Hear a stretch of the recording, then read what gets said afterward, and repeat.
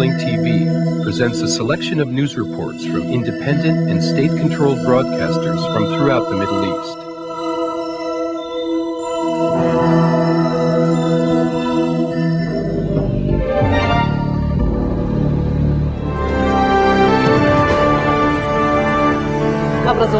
Welcome to the news of the hour from Abu Dhabi television. An American official says a new resolution on Iraq will be presented to the Security Council next week. Powell stated that he is awaiting Turkey's final decision on the Iraqi deal by the end of today. However, Ankara says it will not respond. The Russian Foreign Minister calls for an end to the pressure on the UN inspectors in Iraq and asserts that they have to actively and practically continue their work. Iraq's president presides over a military meeting to discuss preparations for the confrontation of the American threats. Muslim and Christian clerics demonstrate in Baghdad in protest to the possible war in Iraq. A Pakistani Air Force general was killed in addition to 17 others in a military plane crash in the Kohat region in northern Pakistan. 2 Palestinians martyred in Nablus and Tulkarm in the funeral of one of the members of Al-Aqsa Brigades who was assassinated yesterday in Jenin. Israeli forces increased their security measures in Gaza and limits the movement and activities of the Palestinians. Communications between the Likud and Labour Party intensify to form a new government. More meetings are scheduled for next week. Our correspondent from Jerusalem, Lila Uda. Ariel Sharon has a strong desire to include the Labour Party in his new government. It reflects Sharon's need to get an official endorsement from the Israeli leftists to his anticipated policies for the new government, which is expected to be formed within the coming weeks. It seems like Sharon will exert every effort to receive this participation. The Non-Aligned Summit in Malaysia begin their sessions by strongly criticizing the bias of some Western countries. This is the end of the news in brief. Welcome to the news from Abu Dhabi television. American Secretary of State Colin Powell said that Washington expects an answer from Turkey by the end of today. The issue concerns whether or not Turkey will accept Washington's final aid offer in exchange for the deployment of troops to Turkey. Powell clarified that the American offer is the most the United States could offer. He was pointing to an offer of $6 billion in aid, in addition to $20 billion in loan guarantees. While Powell was with George Robertson, the Secretary General of NATO, at the Department of State headquarters, he told reporters that there may be other substantial things they can do. However, this is the maximum they could offer. Meanwhile, Turkey is still reviewing the American offer, whereas Turkey's Foreign Minister Yashar Yakish declared that Ankara will not respond today to Washington's economic aid offer in exchange for the deployment of American troops in Turkey. Leader of the ruling Justice Party in Turkey, Recep Tayyip Erdogan, had previously reiterated that Turkey will not open its bases to American troops unless Washington provided written guarantees for economic aid and defined Turkey's role in any war on Iraq. On the other hand, an American official declared that Washington will present a plan for a new resolution on Iraq to the Security Council next week. It will state that Iraq is in a material breach of the Security Council disarmament resolution. Meanwhile, White House spokesman Ari Fleischer asserted that Washington is determined to present the plans for the resolution to the Security Council, even if France used its veto power. Now we go to our correspondent in Turkey, Muhammad Al-Abbasi. He will shed more light on Turkey's position and the American offer. Muhammad, will Turkey continue to refuse the American offer unless they were provided with written guarantees? And what will it do in this phase, especially now that the United States is waiting for a response to the American deployment in the event of war? May, of course, Turkey wants written guarantees They want written guarantees from the American Congress and not just statements and promises by American President George Bush. Today, the American ambassador met with the president of Turkey's Chamber of Commerce in an effort to mobilize businessmen to support the American demands. During his discussions with the president of the Chamber of Commerce, he said that economic aid to Turkey will increase.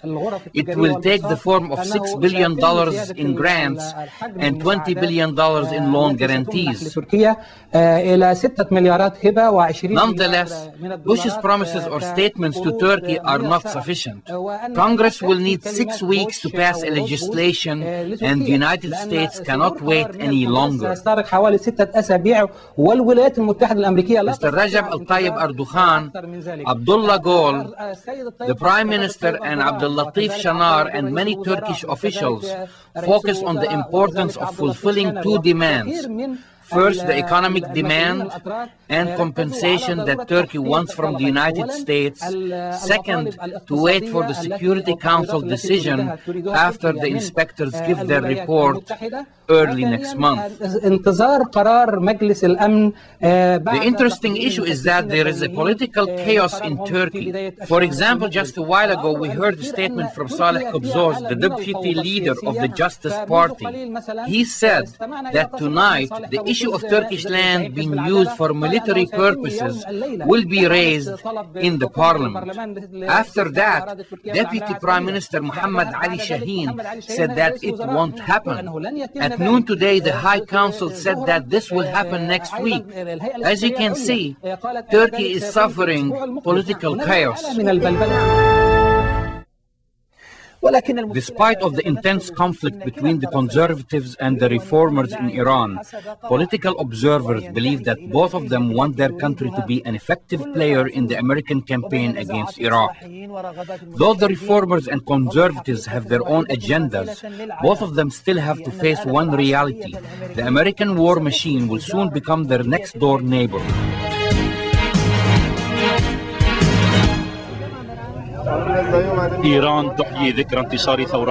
Iran celebrated the anniversary of the Islamic Revolution of 1979, and the anti-American sentiments were inflamed when President Mohammad Khatami warned the Americans from attacking his country. He said that Tehran is opposed to the war against Iraq, not out of sympathy for Saddam Hussein's regime, but out of suspicion of the American motives.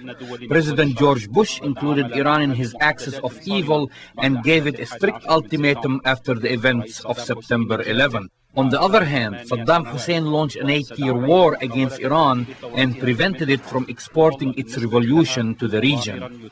In Iran's eyes, Saddam continues to be a dangerous man who makes troubles and exasperates animosities. While Iran watches the United States massing troops to topple Saddam, it makes its own calculations about the possible American war alongside its borders. The Americans already control Afghanistan, its eastern neighbor. Iraq is about to be transformed to a similar fortress along its western border. Meanwhile, Turkey provides Washington with unlimited support, and Iran knows that such a barricade will expose it to more adversity with the Americans. Thus, the United States may start a fire in Iran after they finish their business with Iraq. After all, George Tenet, the head of the CIA, declared that Iran is a threat to the United States because of its weapons programs. The same exact words were used to describe Iraq. Nevertheless, Iran claims that it is not like Iraq. No, we are not worried because Iran is very different. We are not worried because Iran is very different from Iraq. It is a dangerous assessment on the part of the United States to put Iran and Iraq in one category. We have a democratic country and a popular regime. We maintain good relations with other countries, and we are consistently improving them. The Americans may target the Iranians despite their self-confidence. However, the Iranian strategic goals may push them to take advantage of what will happen in Iraq. Their feelings toward the Shiite population of Iraq and the holy places in Najaf and Karbala are reflected in their calculations. Iran may support the Shiite resistance represented in Faylaq Badr and the Iraqi tribes in the south, hoping to establish a friendly religious regime that would be led by the head of the Islamic Revolution Committee in Iraq, Muhammad al-Hakim. Thus, Iran enforced the probability of this scenario when it strongly supported the demands of the Shiite representatives in the Iraqi opposition meeting in London. Shiite representatives demanded not to waste the current opportunity to topple President Saddam. Early on, Iran was able to come up with a clear position in a quick manner. This enabled it to participate in determining the fate of Iraq, which took place in the Iraqi opposition meeting in London. In the London meeting, Iran was more influential than the United States, and it got the lion's share. Despite all of this, the strategic Iranian interest in toppling Saddam's regime will not be secured, especially if the United States appoints a proxy governor who would serve the American and Israeli interests. I believe that Iran will support the Iraqi resistance with its shape in the post-Saddam Hussein era if it realizes that the United States wants to install a proxy government in Baghdad. However, Iran will go along with a friendly and an independent Iraqi government. Tehran made several intermediate steps. It welcomed the Sunni and Kurdish opposition leaders and improved its ties with Kuwait and the rest of the Gulf countries. It increased the level of coordination with Ankara and Damascus and intensified negotiations with influential Western governments. But Iran still realizes that it cannot stop the American maneuvers in the region and that its interests will not be served by going into a heated and extended conflict with the United States. Iran will not support either side in this war. It will not support the United States, who has declared war on Iraq, nor Saddam Hussein's regime. Iran will primarily be concerned with its own national interests when dealing with the parties that are involved in the war. The Americans believe that Iran can take a neutral position that is helpful to them in achieving their military objectives. They demand that Tehran first not to interfere in the war if it should occur. Second, to help in the search and rescue operations for American pilots whose planes may be hit along the Iranian borders. Third, not to allow any members of Saddam's government into Iran. Still, Washington's consistent emphasis on the Iranian nuclear ambitions may turn the table against Iran. At the end, it seems that Tehran knows how to walk in dangerous territories.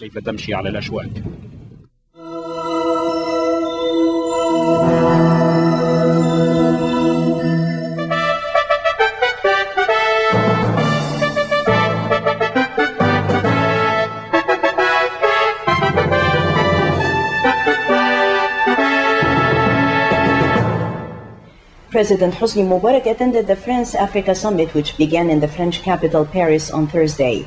The president is to deliver a key speech at the special session on terrorism and organized crime. Mubarak is also expected to hold talks with French President Jacques Chirac at the end of the summit on Friday. We earlier spoke to Nile TV's Nihal Saad in Paris, and she briefed us on the opening of the summit. Amid mounting new perils across the planet and continuing conflicts and poverty in Africa, France is stretching a hand to the Africans to help finding joint solutions through a renewed partnership. This concept is at the heart of the France-Africa Summit being organized in Paris now. The theme of the 22nd Conference of French and African Chiefs of State is Together in the New Partnership, which will allow them to deal with all the major issues of the day in a spirit of openness and frankness, since the talks are held behind closed doors and without a precise preset agenda. The issues are grouped under three general headings to be tackled in partnership: peace and security, development and responses to the major challenges facing the world today as terrorism, organized crime and environmental problems. President Hosni Mubarak, who arrived here on Wednesday, will deliver a working paper on Friday's plenary session addressing fighting terrorism and organized crime. In this conference, France will focus on the political dimension. Restoring peace in the Côte d'Ivoire is the first test of France's determination to help settle the conflicts in Africa and tighten the bonds linking it to the continent, highlighted by the frequent trips there by Foreign Minister Dominique de Villepin. A successful outcome to the Inter-Ivorian Roundtable organized in mid-January near Paris would constitute an encouragement to French efforts in this direction. President Chirac, in his speech, paid tribute to the NEPAD, the new economic partnership for Africa's development. It will be at the heart of the discussions here in Paris, for this is, in the eyes of France, a truly African initiative that deserves support and that it will pursue at the G8 summit that it will be hosting next June at the Spa of Evian. The Paris summit will offer an opportunity to discuss not only the prevention and settlement of conflicts, but also the preservation and development of natural resources, not only minerals but also water, as well as agriculture, the massive rural exodus, and health and education. While conceding that the African continent is facing a risk of marginalization, President Jacques Chirac, the host of the France-Africa Summit, has decided to substantially boost official development assistance and to place Africa at the center of the priorities of the new French right-wing government, contrasting with the hesitant approach of the socialists during the preceding period of cohabitation. President of Cameroon, host of the last summit, expressed concerns of the marginalization of Africa and called for including the continent into the global economy. UN Secretary General Kofi Annan stressed that 3 areas should be addressed urgently by African policymakers. 1. Agriculture. He said Africa needs a green revolution to feed itself and restore its soil fertility. 2. Governance. Annan announced the formation of a High Commission on AIDS and Governance in Africa. The commission, he said, will come out with recommendations to policymakers in Africa on these 2 issues. 3. AIDS. The UN top chief said there is a need to raise awareness that treatment can work even in the poorest societies. He warned that by the year 2010, 20 million would have lost one of their parents to AIDS. Annan emphasized that African women here are crucial in the fight against AIDS and the regreening of Africa. He said, and I quote, "If you want to save Africa, you must save the African women first." By the year 2010, 20 million African children will have lost one or both of their parents to AIDS. On the small and fragile shoulders of the older AIDS orphans, sometimes only 10 years old or less, is placed the heavy task of caring for their younger siblings and other children bereft of their parents. France has invited most of the continent's countries, except Somalia, where genuine statehood is still to be restored. The arrival of Zimbabwe's President Robert Mugabe cast a shadow over the summit as demonstrators rallied in Paris protesting his attendance. The Franco-Africa Summit will seek to strengthen regional organizations and enhance its peacekeeping capacity. Let me talk about this conference. What is so significant about this conference this time around? It's been held several times before. What is it? What's in it for Africa? Well, first of all, I think this is the first time that the parties, that is African nations and France, are talking about partnership. Partnership for peace and security, partnership for development, mainly in the fields of education, of health, agriculture, and partnership in the environment, because the environmental issues of water, etc. Secondly, I think this conference, this summit, is taking place at a joint which is quite critical in the history of mankind. I think we are now in the process of passing from one era to another, not only because of the Iraqi crisis, which is a major issue, but the overall strategic situation in the world is changing. And I think this summit could be considered a departure for eventually a new era. The centerpiece of the summit is partnership. The question is how to define it and how to turn it from a governmental affair to one that appeals to the masses of Africa. Nihal Saad, Live TV International, the Franco-Africa Summit, Paris.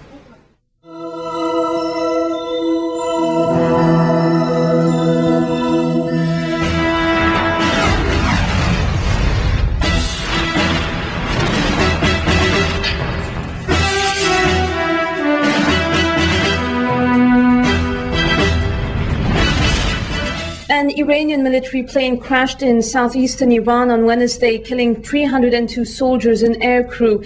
Emergency workers have continued with the task of clearing wreckage and bodies from the site of the Iranian military plane crash. And though no official explanation or a hypothesis has been put forward for the crash, which had one of the highest death tolls in world aviation history, a government official said the crash appeared to have been caused by bad weather. About 302 people aboard an Iranian troop transport aircraft, including top brass, were killed Wednesday when it crashed shortly before landing in the southeast of the country in one of the world's worst air accidents. The Ilyushin plane was carrying 284 elite Revolutionary Guards and 18 crew on a flight from the southeast town of Zahedan. The commander of the Revolutionary Guard's 41st Brigade told state television the troops were going on a 48-hour leave to Kerman, the home province of many of them. Their plane was scheduled to land at 6:20 p.m., but contact was lost with Kerman Airport minutes beforehand, and the plane came down about 35 kilometers east of the city. As witnesses reported an explosion in the mountains, state media stressed that investigators still had no idea what caused the accident, but hinted that bad weather may have played a part. Air traffic controllers at Kerman Airport said the pilot had rated bad weather, including strong winds, before losing contact. Searchers on Thursday found the wreck of the plane and some of the bodies, though their mission was hard due to a severe snowstorm. Helicopters were hampered by thick fog and strong winds, while access by road was also difficult, as the mountains are hard to reach and covered with snow. However, relief workers had decided to find all bodies and remains of the elite troops. Iran enlisted experienced mountain climbers who had joined Red Crescent workers to tackle the difficult terrain where the crash occurred. The army and the Revolutionary Guards were also involved. As distraught relatives of the victims were arriving in the area, the Iranian cabinet issued a statement offering its condolences to the families of the dead over this tragic event, while Muslim Supreme Leader Sayyid Ali Khamenei sent a message of sympathy to the head of the Revolutionary Guards and ordered an exhaustive inquiry into the crash. In another air crash in Pakistan, 17 passengers and crew, including the head of the country's Air Force, his wife and 4 top officers, were killed on Thursday when an Air Force plane crashed in foggy weather near the northwest border with Afghanistan at the town of Kohat. The Chief of the Air Staff, Air Chief Marshal Mushaf Ali, and his companions were heading to Kohat Air Force Base for the annual inspection ceremony. State television said the plane crashed for technical reasons, but Air Force spokesman Sarfraz Ahmed Khan said it was too early to determine the cause. Khan said the last radio calls from the plane showed no sign of panic. An inquiry by a higher level board has been ordered. In a new Israeli aggression against Palestinians, occupation forces killed a member of the Al-Aqsa Martyrs Brigades and injured 4 others when a small bomb inside their car exploded as they were traveling in the town of Jenin in the West Bank. Israeli troops had earlier shot and killed a Palestinian in Tulkarm refugee camp in the northern West Bank early Thursday. Mohammed Aufi, a 24-year-old activist of the movement Hamas, was killed near his home. This came after a series of Israeli attacks against Palestinians on Wednesday, the latest of which was storming into the old city and the eastern neighborhood in Jenin overnight. And Palestinian fighters retaliated and fired 3 mortars at the Israeli settlement of Morag in the southern Gaza Strip overnight. They also fired automatic weapons at the Neve Dekalim settlement in the same area. The Izz ad-Din al-Qassam Brigade said they fired 4 Qassam rockets at the settlement of Sderot, injuring 1 Israeli man. They also exploded a bomb as an Israeli military convoy passed at Rafah near the border with Egypt. In America, a coalition of groups opposed to a US-led war in Iraq are asking for supporters to call and mail the White House and Congress next week in an effort to overwhelm switchboards and catch the attention of political leaders, while anti-war demonstrators in the world continue protesting against any invasion of Iraq. Over 1,000 Japanese demonstrators marched through the heart of Tokyo's shopping district on Wednesday night in protest against any war on Iraq. Citizens groups, labor unions and students gathered in the Japanese capital, waving placards and chanting anti-war slogans. Also on Wednesday, Japanese Prime Minister Yoshihiro Koizumi said that Japan had called for a new UN resolution on Iraq in order to promote a unified international position on the issue, but he emphasized that this did not mean Japan supported a US-led attack on the country.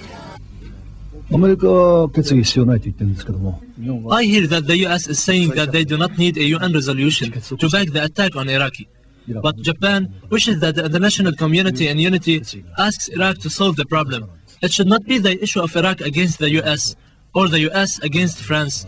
It should be a united international community working hard to solve the problem. In Philippines, hundreds of anti-war protesters, mostly women and children, on Wednesday formed a human chain along a major thoroughfare in Manila, which leads to the U.S. Embassy. Calling the activity Peace Link, the protesters, wearing colorful anti-war masks, linked arms to form the chain. However, they were not allowed to reach to the embassy after police blockaded the road. A diverse group of people attended the march, including nuns, actresses, and several lawmakers. Meanwhile, in America, organizers of the virtual march, a coalition of groups opposed to a US-led war on Iraq, are calling on supporters to call, fax, or email their Senate representatives and the White House during business hours on February 26. The goal is to record 1 call per minute in every Senate office and at the White House. The coalition of more than 30 organizations opposed to a US-led war on Iraq include the National Council of Churches, National Organization for Women, and the Sierra Club.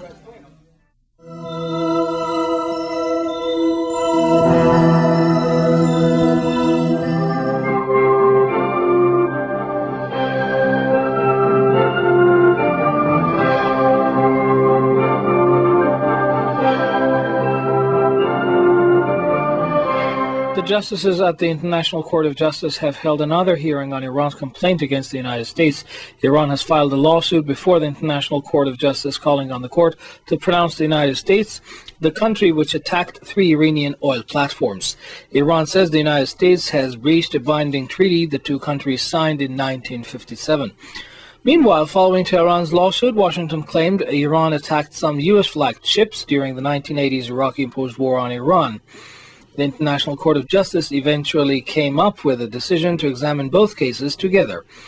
Meanwhile, lawyers representing Iran are to present their case later this week. They will also provide the court with their defense on the U.S. charges. Along with Iranian lawyers and law experts, several attorneys from France, Germany, and Australia will represent Iran at the International Court of Justice.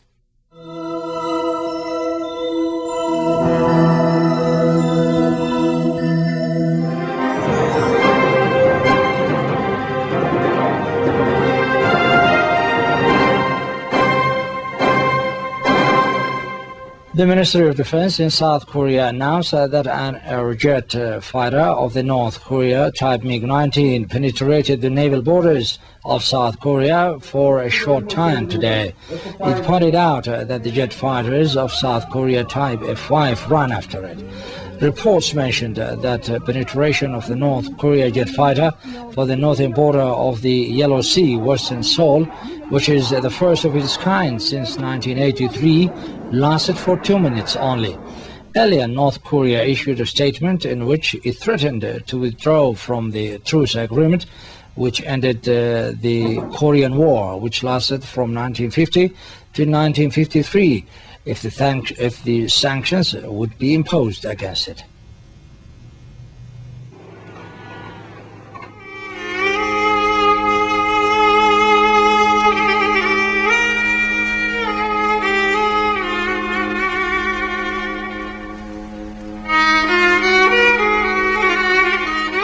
Mosaic is made possible by a grant from the John S. and James L. Knight Foundation, which promotes journalism excellence worldwide and invests in the vitality of 26 U.S. communities, and the William and Flora Hewlett Foundation.